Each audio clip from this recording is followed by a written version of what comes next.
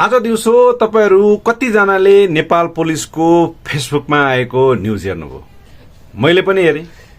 आज दिनभरि एउटा पोस्ट चाहिँ एकदम भाइरल बनेको छ। हरेक अनलाइन पोर्टलहरूले त्यसलाई हाइलाइट गरेर लेखेका छन्। के हो त त्यो? के हो तपाईहरू पनि एकचोटि हेर्नुहोस्। नेपाल प्रहरीको आधिकारिक फेसबुक पेजमा यस्तो किसिमको एउटा सूचना देखियो। तपाईँ विरुद्ध कतै उजुरी वा निवेदन परेको त छैन? सुनिश्चित गर्नका लागि एकपटक क्यूआर कोड स्क्यान गर्नुहोस्। मैले पनि हेरेँ। हेरिसकेपछि मैले चाहिँ एकैपटक क्यूआर चाहिँ गरिनँ। म कतिको इमान्दार छु, मैले कतिको बिगार गरेछु, मैले गरेको छैन कि कहीँ मलाई चाहिँ रिपोर्ट परेको छ कि भनेर सबैले आफ्नो मोबाइलबाट स्क्यान गर्नु नै भयो होला। स्क्यान गर्नुभयो तर भेट्नु भएन, तर छोटो स्क्याममा चाहिँ पर्नुभयो। स्क्याम भन्दा पनि अब त्यो खोलेर हेरिसकेपछि तपाईहरुले के देख्नुभयो त? हेर्नु त, यो लेखिएको रहेछ। तपाईले पनि यस्तै देख्नुभयो होला। अप्रिल फुल। तपाईले स्क्यान गर्नुभएको क्यूआर कोड सचेतना अभियानको लागि हो। आज हामी मजाक गरेका थियौं, तर भोलि यस्तै क्यूआर कोडबाट स्क्याम पनि पर्न सक्नुहुन्छ। यस्तै लेखिएको भेट्नुभयो होला।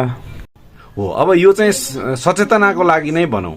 यसैगरी हामीले जुनसुकै पनि किसिमको अनलाइनबाट वाइवाईको चाहिँ वार्षिक उत्सवमा यो गिफ्ट आउँछ अरे भनेर, टेलिकमको वार्षिक उत्सवमा यो गिफ्ट पाइन्छ अरे, यतिजनालाई सेयर गर्यो भने भन्ने किसिमका स्क्यामहरू, त्यसपछि गएर चाहिँ नि भाटबटेनीको चाहिँ वार्षिक उत्सवमा चाहिँ यो सेयर गर्नेहरूलाई यो गिफ्ट ह्याम्पर भनेर है। अब सीजीको चाहिँ नि वार्षिक उत्सवमा यो सेयर गर्ने हो 10 जनालाई 20 जनालाई भने यो पाइन्छ भनेर स्क्याम भएको धेरै देखेका छौं। र त्यही स्क्याममा परेर ती लिंकहरूलाई क्लिक गरेर खोल्दै गर्दाखेरि के भएको छ त?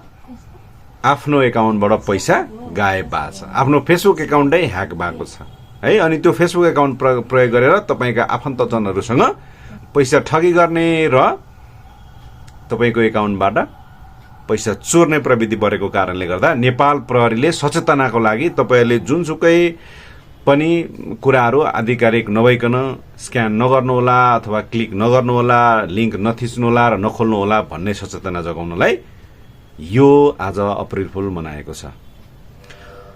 अब यो प्रहरीले राख्यो। मैले सर्वप्रथम के गरे त? यो कसले पठाएको हो भनेर माथि हेरे। नेपाल पुलिस छ। नेपाल पुलिस पनि खोल्दै गर्दाखेरि 2 मिलियन भन्दा बढी चाहिँ फलोअर पनि छ। 2 मिलियन भन्दा बढी फलोअर भइसकेपछि र तल मैले अरु पनि पोस्ट हेर्दै गर्दाखेरि हिजो अस्तिका चाहिँ नेपाल प्रहरीले अपडेट गरेका कुराहरू पनि हेरे। त्यसपछि